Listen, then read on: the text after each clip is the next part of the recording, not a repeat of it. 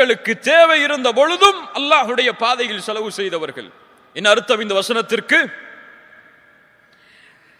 தங்களுடைய தேவையை பின்னால் வைத்து பிறரின் தேவையை முற்படுத்தியவர்கள். நம்ம எப்படி எங்களுக்கே வழி இல்லை உங்களுக்கு கொடுக்கணுமான்னு கேட்போம். நபித்தோழர்கள் யார்? எங்களுக்கு எதுவும் இல்லை என்றாலும் நீ மகிழ்ச்சியாக செல். சுப்ஹானல்லாஹ். அன்சாரிகள் முஹாஜிர்களை வரவேற்ற விதம், என்னுடைய சொத்தில் பாதி உமக்கு, நீ யார் தெரியாது, எந்த ஊரில் பிறந்தாய் தெரியாது, ரசூலுல்லாஹ் சொன்னார்கள் வைத்துக்கொள். நீங்க சொந்த தம்பிக்கே சொத்துல சண்டை போடுறதுக்கு, சொத்து கொடுக்கறதுக்கு கோர்ட்ல நின்று இருக்கோம். நம்ம சமூகத்துடைய நிலைமையை சொல்றேன். அல்லாஹ் பாதுகாக்கணும். இல்ல மாஷா அல்லாஹ். நமக்கு பிறகுதான் மற்றவர்களுக்கு. ஒரு ஏழை வீட்டின் வாசலில் சாப்பாட்டை கேட்டு வந்தால் ஃப்ரிட்ஜில் என்ன ஓரத்தில் இருக்கோ எடுத்து கொடுப்போம். நமக்கு அப்ப சுட வச்ச சாப்பாடு. இதுவல்ல முஃமின்களின் தன்மை. நீ எது உனக்கு சிறந்ததோ அதை கொடு. எது வீட்டில் ஃப்ரிட்ஜில் இருக்கோ அதை நீ சாப்பிடு. லன் தனாலுல் பிர்ர ஹத்தா துன்ஃபிகு மிம்மா துஹிப்பூன்.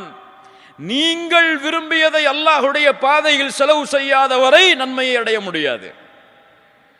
ஒரு ஏழை ட்ரெஸ் இல்லாம இருக்காரா, நேத்து என்ன புது ட்ரெஸ் எடுத்தியோ அதை கொடுத்து பழைய ட்ரெஸ் போட்டு பண்ணி நீங்க போகணும்.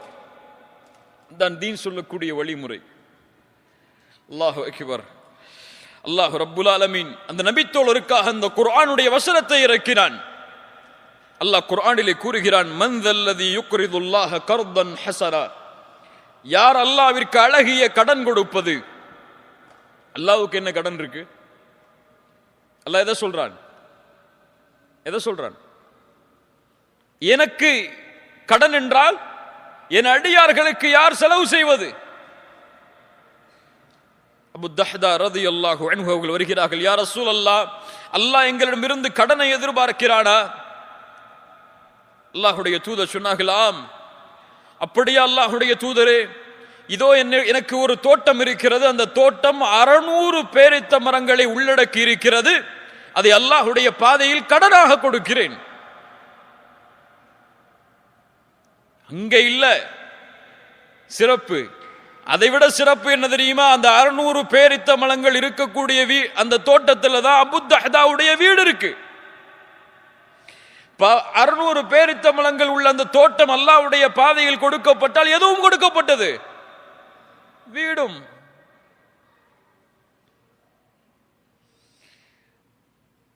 நடந்து வர்றாங்க தோட்டத்தை நோக்கி. மனைவி அழைக்கிறாங்க, மனைவியே வெளியே வா, வீட்டை விட்டு வெளியே வா, அல்லாஹ்வுடைய பாதையில் அதை கடன் கொடுத்து விட்டேன். சுப்ஹானல்லாஹ். இவர்கள் நபித்தோழர்கள். இவர்கள் அல்லாஹ்வுடைய பாதையில் செலவு செய்வதையே நோக்கமாக கொண்டவர்கள். பல நபித்தோழர்கள் போருக்கு செல்வம் கொடுக்க வேண்டும் என்ற நிலைமை வந்தால் அந்த இரவில் உழைத்து அதை அல்லாஹ்வுடைய பாதையில் செலவு செய்வார்கள். சுப்ஹானல்லாஹ். நமக்கு என்ன, ஒரு 100 ரியால் இருக்கா, யாராவது ஒரு பெண்மணி வந்து நிப்பாங்க ஏழ்மையோட, ஒரு 2 ரியால் 3 ரியால் கொடுத்தாலே உள்ளத்துல அப்படி ஒரு கஷ்டம் வந்துடும். கொடுத்துட்டோமே. சுப்ஹானல்லாஹ். அல்லாஹ்வுடைய ரசூல் ஸல்லல்லாஹு அலைஹி வஸல்லம் சொன்னார்கள், மா நகஸ மாலு அப்தின் மின் ஸதகா. ஒரு அடியான் கொடுக்கக்கூடிய சதக்காவுடைய செல்வம் ஒருபோதும் குறையாது. எப்படி குறையாது? ரசூலுல்லாஹி ஸல்லல்லாஹு அலைஹி வஸல்லம் அவர்களுடைய வீட்டில் ஒரு முறை ஆட இருக்கிறார்கள். இரவுடைய நேரத்தில் ரசூலுல்லாஹ் ஆயிஷா ரலியல்லாஹு அன்ஹாவிடத்தில் வந்து கேட்கிறார்கள், ஆயிஷா, அந்த ஆட்டில் எது மிஞ்சியது? ஒரு பகுதியை குறிப்பிட்டு சொன்னார்கள், இந்த பகுதி தான் அல்லாஹ்வுடைய தூதரே நமக்காக மிஞ்சி இருக்கிறது.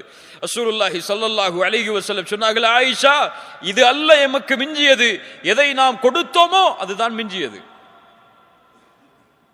எதை நாம் ஏழைகளுக்கு பிறருக்கு கொடுத்தோமோ அதுதான் மிஞ்சியது. இது நாம் சாப்பிட்டு முடிப்பது. அல்லாஹு அக்பர். ஒரு அழகான ஒரு நிகழ்வை கேளுங்கள், உள்ளங்கள் எல்லாம் பூரித்துவிடும் இந்த நிகழ்வை கேட்டால்.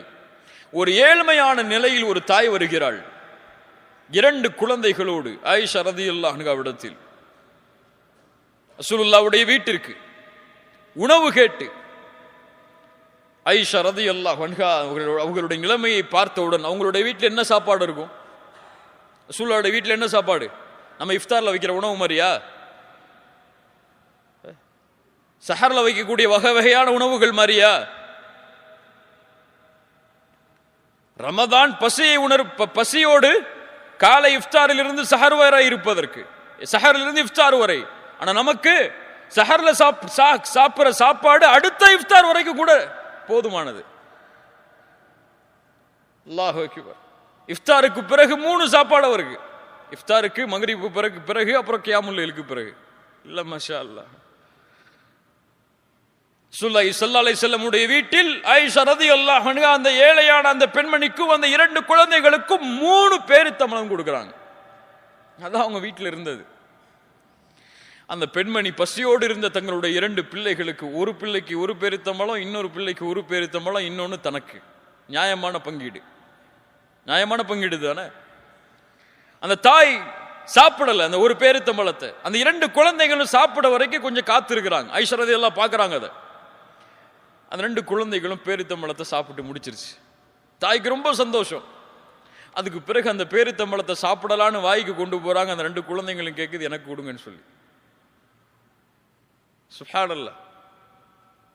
உடனடியாக அந்த தாய் அந்த 2 பேரித்தம்பழத்தை பிரித்து ஒரு பகுதியை ஒரு குழந்தைக்கு, இன்னொரு பகுதியை இன்னொரு குழந்தைக்கு கொடுக்கிறார்கள். ஆயிஷா ரலியல்லாஹு அன்ஹா சொல்கிறார்கள், ஃபஅஜபனி ஷஅனுஹா, அந்த பெண் செய்த அந்த செயல் என்னை ஆச்சரியப்படுத்தியது. சுப்ஹானல்லாஹ். ரசூலுல்லாஹி ஸல்லல்லாஹு அலைஹி வஸல்லம் வந்தவுடன் அதை நான் அறிவித்தேன். அல்லாஹ்வுடைய ரசூல் சொன்னார்கள், இன்னல்லாஹ கத் அவ்ஜப லஹா பிஹல் ஜன்னஹ் அவ் அஅதகஹா பிஹா மினன் நார். அல்லாஹ் இதனால் அந்த பெண்ணுக்கு சொர்க்கத்தை கடமையாக்கினான் அல்லது நரகத்திலிருந்து அல்லாஹ் விடுதலை அளித்தான். கொஞ்சம் யோசிங்க. தன்னுடைய குழந்தையின் பசியை ஆற்றியதற்காக அந்த பெண்ணை கண்டு ஆயிஷா ரலியல்லாஹு அன்ஹா சொல்கிறார்கள், அவர்களை கண்டு நான் ஆச்சரியப்பட்டேன். ரசூலுல்லாஹ்விடத்தில் தெரிவித்தேன், இந்த செயலுக்காக சொர்க்கம் கடமையாக்கப்பட்டது அந்த பெண்ணுக்கு. நமக்கு சதக்கா கொடுத்தா சொர்க்கம் கிடைக்குமான்னு இன்ன வரைக்கும் தெரியாது. ஒரு ஏழைக்கு 2 திர்ஹம் கொடுத்தா அல்லாஹ் எனக்கு சொர்க்கத்தை கொடுப்பான்னு யோசிச்சிருக்கோமா என்னைக்காது? சுப்ஹானல்லாஹ். சொர்க்கம் தொழுதால் மட்டும் கிடையாது, ஜக்காத்து கொடுத்தால் மட்டும் கிடையாது, ஹஜ் செய்தால் மட்டும் கிடையாது, வாரம் உம்ராக்கு போயிட்டு வந்தா மட்டும் கிடையாது. ஒரு நாய்க்கு தண்ணீர் கொடுத்ததற்காக ஒரு விபச்சாரியை அல்லாஹ் மன்னித்து இந்த பெண்ணுக்கு அல்லாஹ் மன்னிப்பை வழங்கினான். இன்னொரு ஆண் தண்ணீர் கொடுத்ததற்காக இன்னொரு நாய்க்கு அல்லாஹ் அந்த ஆணை மன்னித்து அவருக்கு அல்லாஹ் நன்றி செலுத்தினான். இதான் தீன். இதான் நமக்கு கொடுக்கப்பட்ட மார்க்கம். இந்த மார்க்கத்தில் எதை செய்தாலும் அங்கே முடிவு சொர்க்கமாக அமையும். அல்லதீன யுன்ஃபிகூன ஃபிஸ் ஸர்ராஇ வத்தர்ரா. முதல் தன்மை செயல்படுத்துவோமா இன்ஷா அல்லாஹ்.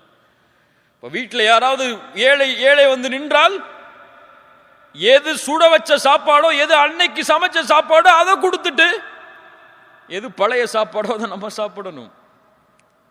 எது சிறந்ததோ அதை பிறருக்கு கொடுத்து, எது போதுமானதோ அதை அதனோடு வாழ வேண்டும். நாம் என் குழந்தைக்கு சிரமம் இருந்தால், அதற்கு மேல் சிரமம் உள்ள ஒரு குழந்தை இருந்தால், என் குழந்தைக்கு நான் கொடுப்பதை விட அந்த குழந்தைக்கு கொடுத்துட்டு இந்த குழந்தைக்கு இருக்கிறத கொடுக்கணும். இவர்கள்தான் முஃமின்கள், இவர்கள்தான் முத்தகீன்கள்.